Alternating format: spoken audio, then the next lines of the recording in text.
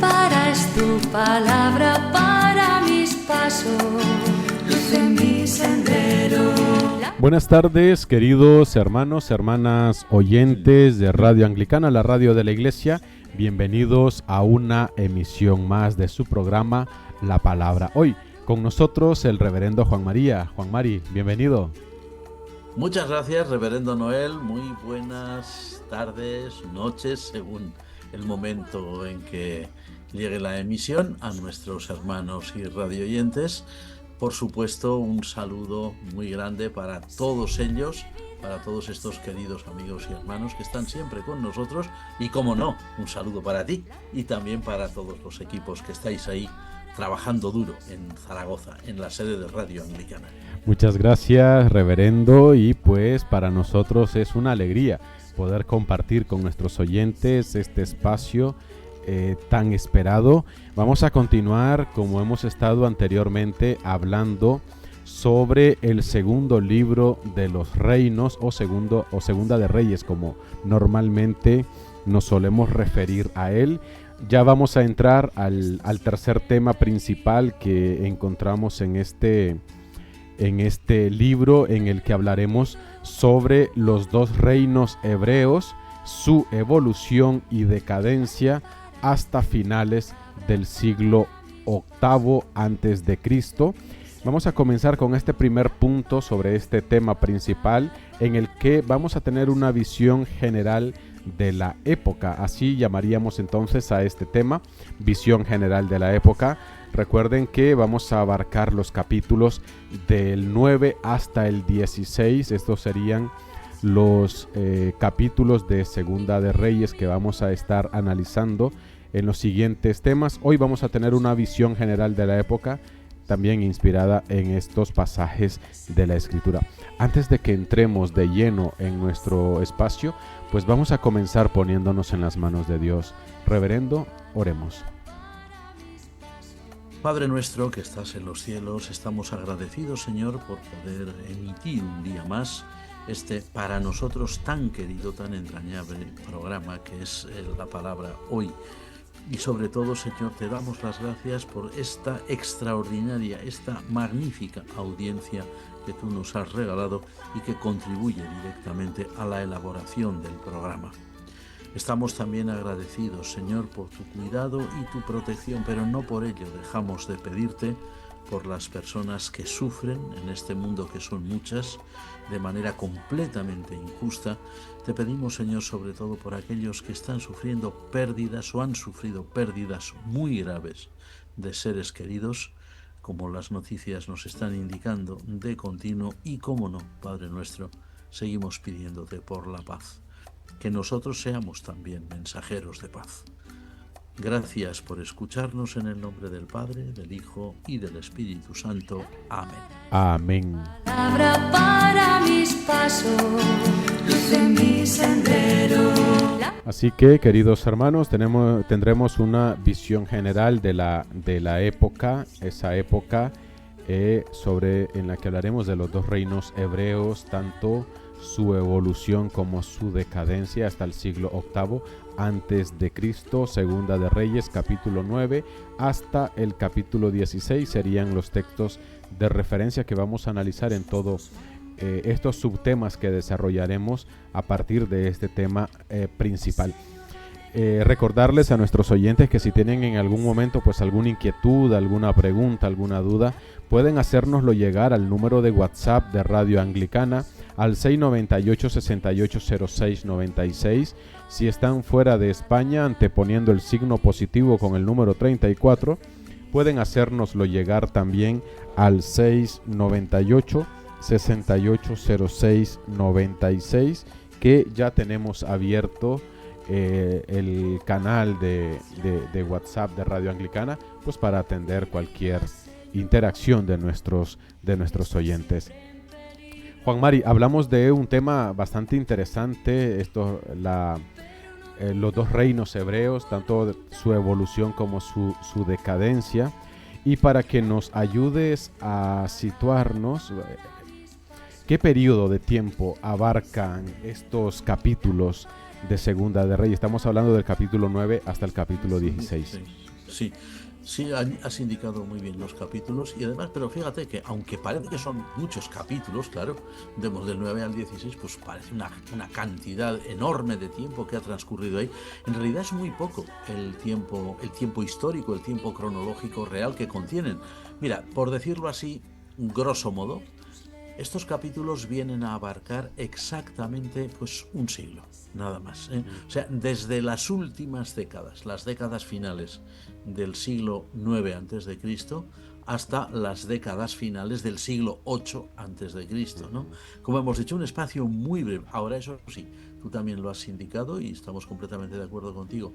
Es un siglo, un periodo de tiempo, aunque breve, de enorme importancia. Primero para la historia universal, eso cualquier libro de historia nos lo va a decir, pero también, cómo no, para la historia del pueblo de Israel, de los dos reinos, Israel del norte y Judá al sur, y sobre todo para la historia de la salvación que contiene el Antiguo Testamento. Un periodo crucial, por decirlo en muy pocas palabras.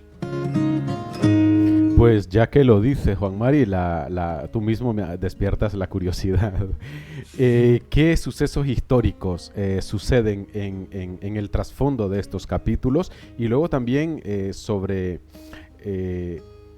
qué parte, o sea, qué vemos de la historia de la salvación representada también en estos capítulos. Vamos a ver esas dos cositas. Bueno, en primer lugar me has preguntado de sucesos históricos. Mira, en esta época hay un suceso histórico que es capital, ¿no? Esto cualquier libro de historia del mundo antiguo nos lo va a decir, ¿no? Incluso obras de divulgación que se encuentran a veces en las librerías de divulgación histórica, desde luego lo dicen con claridad. Hay un suceso de gran importancia en este momento, finales del siglo IX hasta finales del siglo VIII antes de Cristo, que es el desarrollo y la expansión del imperio asirio.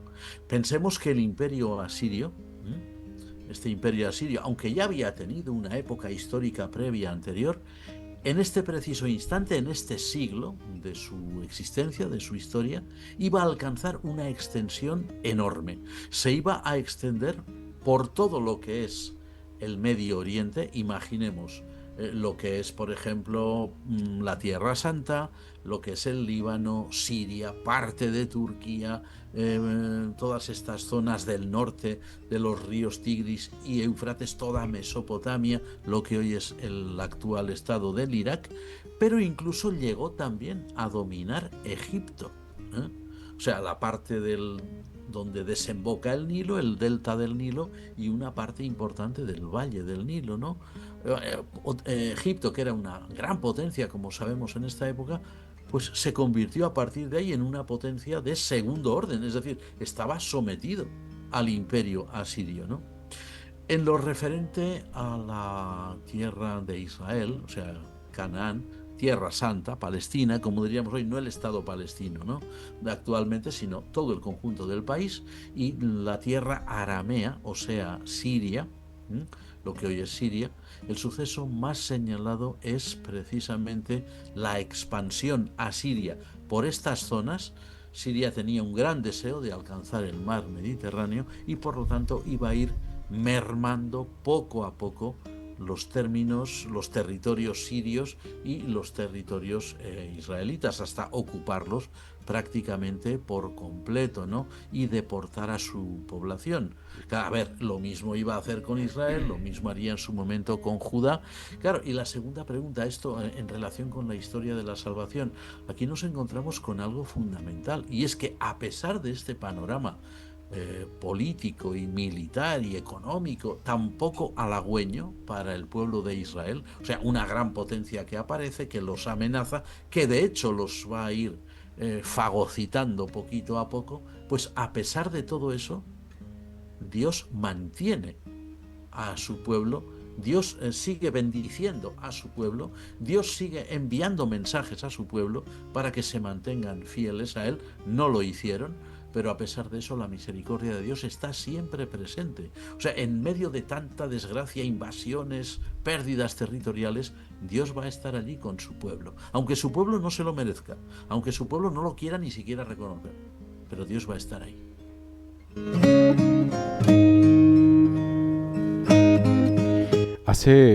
en tu intervención, Juan Mari, hacías mención de algo que me llama la atención.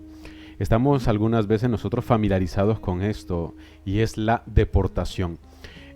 No sé si vistes, bueno, si lo vistes, porque incluso hemos orado por ello, cuando en Estados Unidos se hacían deportaciones masivas, pero aquí entendemos deportación no de personas que vienen a un país, son pilladas y son deportadas a su país de origen. Pero en este caso se deportaba a la gente de su propio país. Ayúdanos a entender en este contexto bíblico qué era una deportación y en qué consiste una deportación según la Biblia, porque la que conocemos nosotros es distinta, parece. Es diferente, sí. Lo que hoy se está viviendo, se ha vivido, por ejemplo, en los Estados Unidos, es muy distinto, o a veces se vive también en otros países, ¿no? Incluso aquí en Europa. Bueno, vamos a ver, en la época esta que estamos hablando, hemos hablado del imperio asirio, ¿verdad? Fijémonos bien en un pequeño detalle, pero que tiene su importancia. Asiria fue un imperio esencialmente cruel. Eso podemos ver en el libro del profeta Nahum, la profecía de Nahum, que está dirigida precisamente contra Asiria y describe a los asirios como una nación sanguinaria, una nación vengativa, una nación a la que todo el mundo en aquel momento tenía verdadero, no miedo, sino pánico, terror. Incluso se conservan bajo relieves documentos de época que dicen claramente que los asirios hacían verdaderas salvajadas con las poblaciones que conquistaban, ¿no? Se ven, por ejemplo, así por decirlo rápido, en una serie de bajorrelieves en los grandes palacios asirios, como a una serie de cautivos les iban arrancando los ojos, ¿no? O clavándoles lanzas en los ojos para dejarlos ciegos. O sea, era una situación terrible, ¿no? Pero esto de las deportaciones, ¿en qué consistía? Esto fue una práctica que los asirios desarrollaron y que en realidad demostraron mucha inteligencia con ello. También la crueldad necesita inteligencia, ¿no? Por ejemplo, tras destruir, vamos a suponer, en una de sus guerras de conquista, ¿no? Por ejemplo, Asiria, como hemos dicho, avanzando hacia el Mediterráneo, Asiria destruye, por ejemplo, a los sirios, a los arameos. Destruye a todo un ejército enemigo y entonces lo que hace es, para castigar a esa población que era rebelde, que no aceptaba su dominio, en fin, pues lo que hacía era arrancarla de su propio país. O sea, lo contrario de lo que estabas diciendo que sucede hoy, ¿verdad? Arrancaban a la población autóctona de su propio país, o al menos a la mayor parte, y la trasladaban a otras regiones de su imperio. Imaginemos, por ejemplo, pues hemos dicho el imperio asirio que abarcaba toda aquella zona, pues imaginémonos la población de Damasco, de Siria, que ocurrió, deportada, pues claro, ¿deportada a dónde? Pues por ejemplo al otro lado de Mesopotamia, casi en la frontera con los persas, o sea, un territorio completamente diferente del suyo, donde la población que estaba allí pues se encontraba fuera completamente del lugar. Estas deportaciones tenían una finalidad muy clara. A ver, los asirios se dieron cuenta claramente de que un pueblo, el que sea, cuando es desarraigado de su tierra natal, automáticamente pierde su identidad, pierde sus costumbres, porque ya no puede actuar como actuaba en su tierra natal, con lo que dejaba de ser un problema político y un problema social. Un pueblo que carece de identidad porque se la han arrancado, pues no se levantará contra el poder central, o sea, no se sublevarían contra los asirios, ¿no? A ver, esto no solamente lo hicieron los asirios, lo hicieron también los babilonios. Recordemos, ya llegaremos al tema si Dios quiere, pero cómo los babilonios deportaron a los judíos desde Judea, desde Jerusalén hasta Babilonia, ¿no? Que eso fue un momento crucial para la historia de la antigua Israel. Ahora, no pensemos que esto es algo que se hacía solo en la antigüedad, o que lo hacían los asirios o lo hacían los babilonios.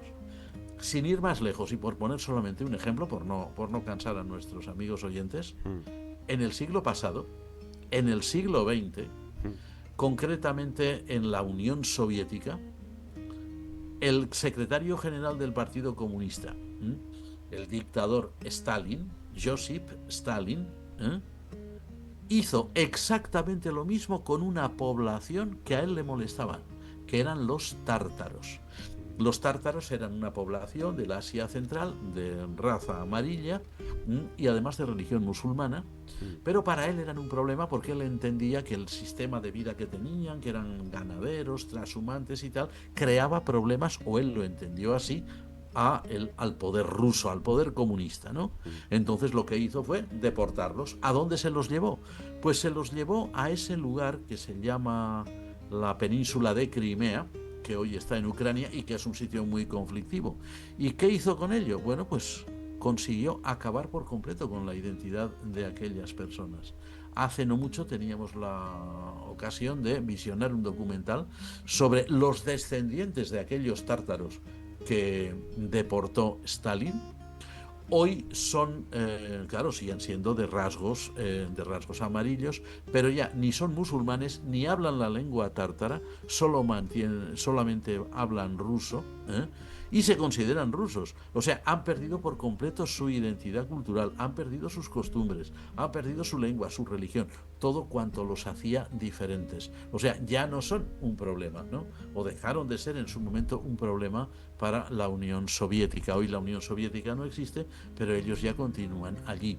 Y entrevistaban así rápido a unos jóvenes tártaros y decían, ¿qué pensáis? ¿Estuvo bien o estuvo mal lo que hizo Stalin con vuestros antepasados? Y ellos decían, hombre, estuvo bien en un sentido, y es que nosotros hoy vivimos mejor que lo que ellos habían vivido, que ellos eran trashumantes con sus ganados de camellos y tal, ¿no? Nosotros vivimos mejor, pero claro, estuvo mal en un sentido, hemos perdido nuestra identidad, ya no sabemos nada de nuestra cultura, lo hemos perdido todo. Eso hicieron los asirios con todos los que pudieron, con todos los que se oponían a su poder en aquella época que nos dice el Antiguo Testamento. ¿Qué diferencia hay, Tellería, entre esa deportación como tal y lo que nosotros entendemos como esclavitud? A ver, los deportados, muchos de ellos, claro, evidentemente acababan como esclavos, eso estaba clarísimo, ¿no? Pero no todos. A veces es que tampoco les interesaba a los asirios cargar económicamente con una población esclava a la que tenían que mantener, evidentemente, ¿no? A los esclavos no se les pagaba un salario, pero sí que había que darles de comer, había que procurarles, ¿cómo se dice esto? Un techo donde dormir, etcétera, ¿no? Claro, no les interesaba tener tantos esclavos, y cuando deportaban a poblaciones y las llevaban muy lejos, lo que les decían es, aquí vais a vivir, aquí os apañáis. Claro, aquella gente tenía que partir de cero y vivir como podían, pero claro, como hemos dicho, perdiendo sus costumbres, a veces perdiendo su idioma, perdiendo su identidad, ¿no? No todos eran esclavos, algunos sí, pero la mayoría no. La mayoría vivían pues en un régimen de, hombre, si se quiere decir, un tipo de esclavitud mental, un tipo de esclavitud psicológica, ¿no? De decir, mira, ya no estamos en nuestro país, ya no sabemos nada de nuestra tierra, ya no podemos seguir nuestras costumbres. En ese sentido sí, pero una esclavitud real de servicios al Estado, de servicios a particulares, la mayoría no. Tampoco les pasó eso a los judíos en Babilonia. Sí, que muchos lograron prosperar y hacer fortuna. ¿Qué datos nos ofrecen, Juan Mari, los hagiógrafos, más allá de la historia en este periodo o de este periodo? Sí, en estos capítulos, si Dios quiere, iremos reflexionando brevemente sobre ellos, ¿no? En días sucesivos. En estos capítulos, los hagiógrafos, los autores sagrados, nos dan una relación de personajes, por su nombre, ¿no? De hechos que no están recogidos por la historia. Ahora, cuidado con esto. Nosotros no podemos hacer como algunos han dicho así muy rápido, ¿no? No hay constancia histórica, luego es mentira. No, cuidado. Que no haya constancia histórica de ciertos nombres concretos o de ciertos hechos concretos que ahí se narran, no significa que sean inventados, no significa que sean falsos, ¿no? Por ejemplo, ahí tenemos en estos capítulos, vamos a ver pues ciertas revoluciones que se viven en los reinos hebreos de Israel y Judá, ciertos personajes que suben, que bajan, que se alzan, que caen, que a lo mejor no aparecen constatados en ninguna documentación de la época, pero que fueron reales. De hecho, los hagiógrafos los han computado ahí no para inventarse una novela, una historia, sino porque vivieron realmente. Y lo que se cuenta ahí, sin duda, es real, ¿no? Lo que sí que hacen también los hagiógrafos, esto es muy importante, ¿no? Es que siempre, como si dijéramos así, siempre emiten, esta sería la palabra en buen castellano, emiten un juicio teológico sobre esos monarcas hebreos, tanto de Israel como de Judá, en el sentido de si fueron o no fieles a Dios. O sea, por esto son estos datos que añaden los hagiógrafos, que no se encuentran en la historia, son de gran importancia para nosotros, que buscamos en la Sagrada Escritura no un manual de historia, sino la palabra viva del Dios viviente. ¿Cuál podríamos decir, Juan Mari, que sería la enseñanza que vehiculan estos capítulos? La enseñanza fundamental, ¿quieres decir? La enseñanza... Sí, global, fundamental que vehiculan todos estos capítulos. Pues mira, a ver, básicamente podríamos decir que es doble, ¿no? Esa enseñanza. Por un lado, estos capítulos nos enseñan algo que ya habíamos dicho antes, que Dios sigue cuidando de su pueblo. Y que incluso Dios sigue bendiciendo a su pueblo con ciertos ramalazos a veces de prosperidad económica y política, ¿no? Pero no porque ellos se lo merezcan, sino porque es un Dios esencialmente misericordioso. Es decir, en la enseñanza global, como has dicho, la enseñanza fundamental, doble, diríamos, en primer lugar, que Dios nunca se olvida de su pueblo y que Dios incluso bendice a su pueblo, aunque es infiel, ¿no? Ahora, por otro lado, la enseñanza, la segunda enseñanza, que digamos, ¿cómo podríamos decir? Que es el contrapunto de la primera, ¿no? O sea, la cara y la cruz, ¿no? Pues ese pueblo, o sea, esos mismos reinos hebreos, el del norte y el del sur, en su, ¿cuál sería el término? Su obstinación, ¿no? Por alejarse de Dios y por ser ingratos para con Él, bueno, pues ese pueblo, sin darse cuenta, estaba labrando su propia ruina. No eran conscientes de que alejarse de su Dios era su perdición. O sea, vamos a decirlo de una forma muy simple. Cuando Israel es fiel a Dios, se encuentra en una situación de seguridad. Se encuentra protegido. Cuando Israel se empecina, se obstina en alejarse de Dios, lo que hace Israel es destruir todo aquello que podría ser su protección. Como hemos dicho, labra su propia ruina. ¿Por qué? Pues porque desecha, porque desprecia, porque da la espalda al único que constituía su paz y que constituía su bendición.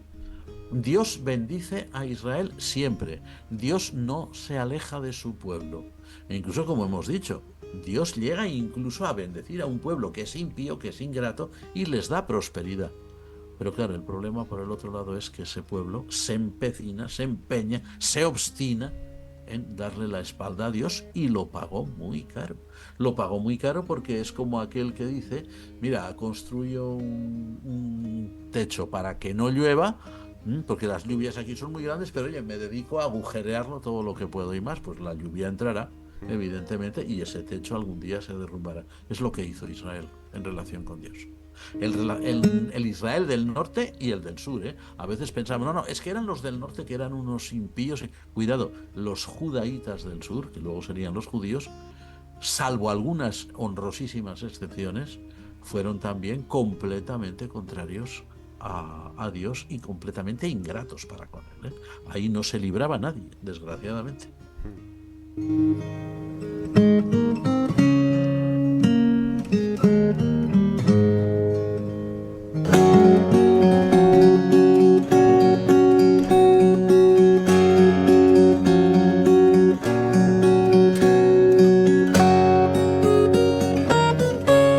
Bueno, ya nos indican que estamos en la recta final, Juan Mari.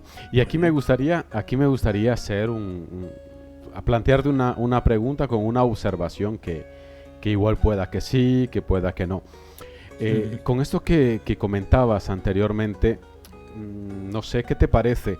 Podríamos acusar a los agiógrafos de tener una visión demasiado simple, demasiado estrecha, demasiado apegada a las cosas materiales, porque pienso, ¿no?, en esto, y vemos aquí también un poquito de teología de la prosperidad, ¿no?, de fidelidad a Dios, obediencia a Dios, prosperidad, seguridad, riquezas.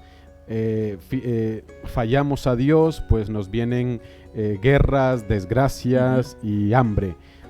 ¿Qué te parece esto?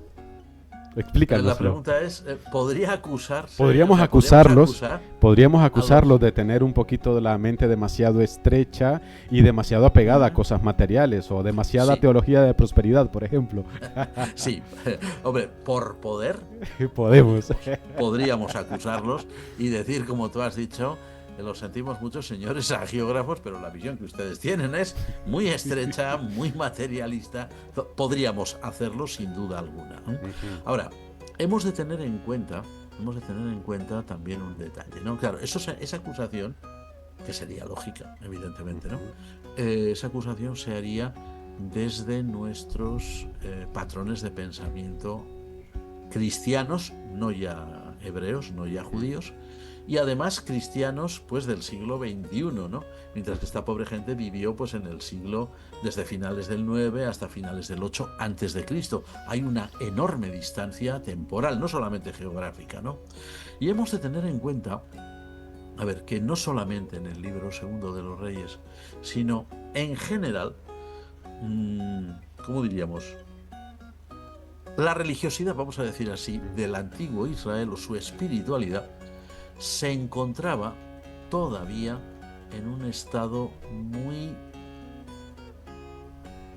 vamos a decir, primitivo, aunque no estemos pensando en el cuaternario ni en el paleolítico ni nada de esto, pero en un estadio muy primitivo en el que Dios era contemplado por los israelitas como una protección, una especie de seguro contra incendios, ¿no?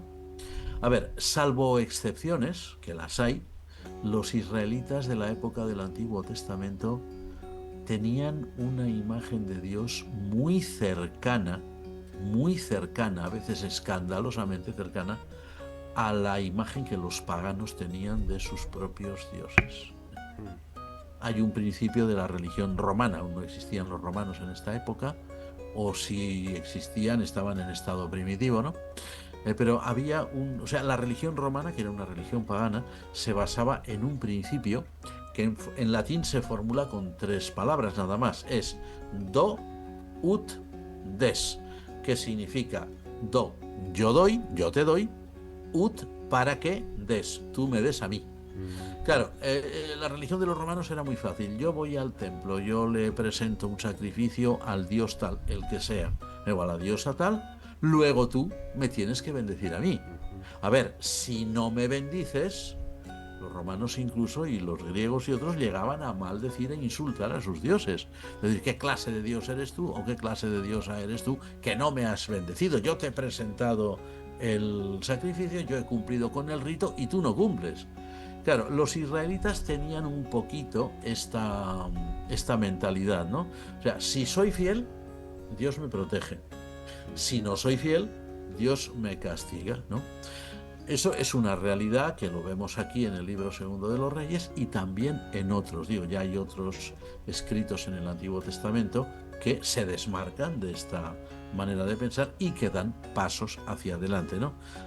¿Eso qué quiere decir? Eso quiere decir que a pesar de esta realidad, que los israelitas pensaban como paganos en realidad, a pesar de todo esto, es verdad que Dios iba trabajando poquito a poco el Espíritu de Dios en los corazones y en las mentes de los israelitas y los iba dirigiendo, vamos a decir, los iba encauzando poco a poco hasta nuevos derroteros, ¿no? De ahí que, por ejemplo, la espiritualidad de los profetas sea muy distinta, por ejemplo, de lo que encontramos en ciertos agiógrafos, ¿no? Y que ya lleguemos incluso en algunos textos a un tipo de religiosidad que decimos, hombre, esto es como el Nuevo Testamento ya, ¿no? Pero era un proceso muy lento. ¿Podríamos acusarlos de este tipo de mentalidad? Claro que sí. Además, desde nuestra mentalidad es muy fácil acusarlos. Ahora, ellos pensaban así porque todo su entorno cultural, todas las naciones que los rodeaban, pensaban así. Y yo me imagino, esto no está escrito en la Biblia, pero es fácil de imaginar, una conversación entre un israelita y un egipcio, o un israelita y un asirio, o un israelita y un moabita, quien fuera, y el moabita diciendo, pues mira, yo he hecho un sacrificio a mi Dios y mi Dios me ha bendecido.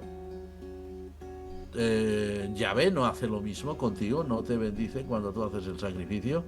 Claro, el israelita tenía que pensar, hombre, pues tendría que ser así. Si yo voy al templo o a donde sea, hago el sacrificio, Yahvé me tendría que bendecir. Claro, el problema era, ¿y cuando eso no pasa? ¿Qué ocurre ahí? ¿Que Yahvé se ha olvidado? O como muchos pensaban, ya eso el judaísmo también lo desarrolló mucho, por desgracia.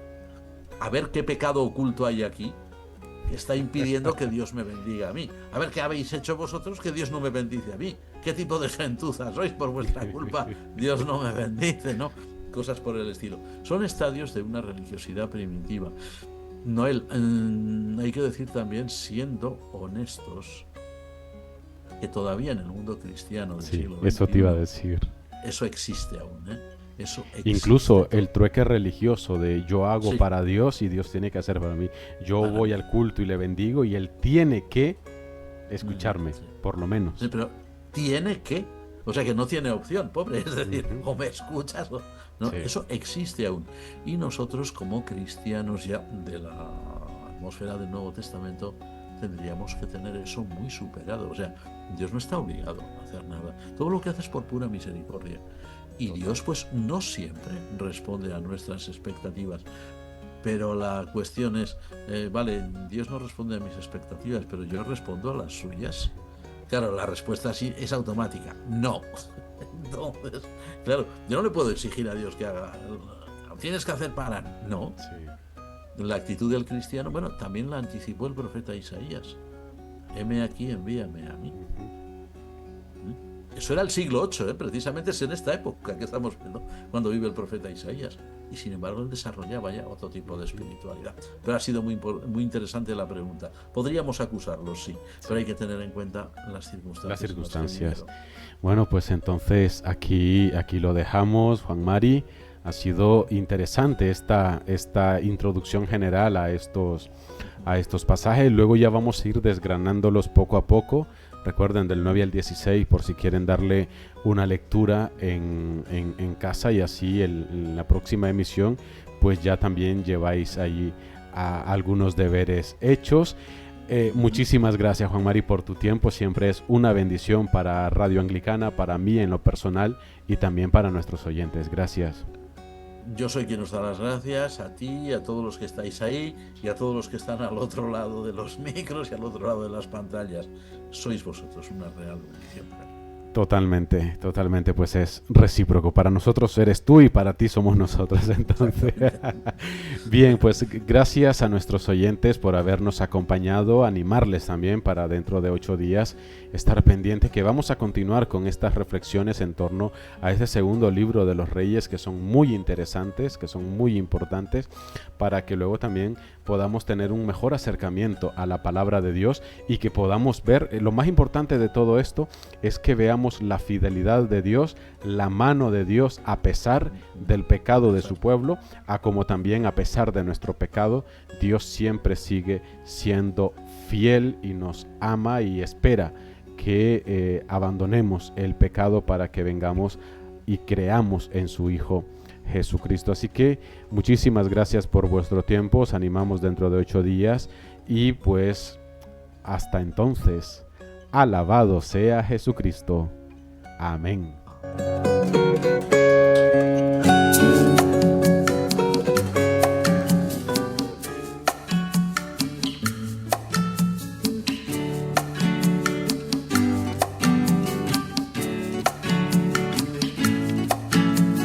Lámpara es tu palabra para mis pasos, luz en mi sendero.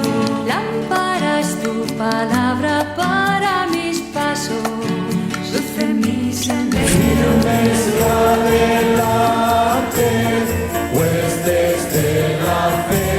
Usted está en sintonía de Radio Anglicana, transmitiendo vía internet en www.radioanglicana.es. También puede escucharnos en su dispositivo móvil, descargando nuestra aplicación para Android e iOS. Radio Anglicana, la voz de la Iglesia.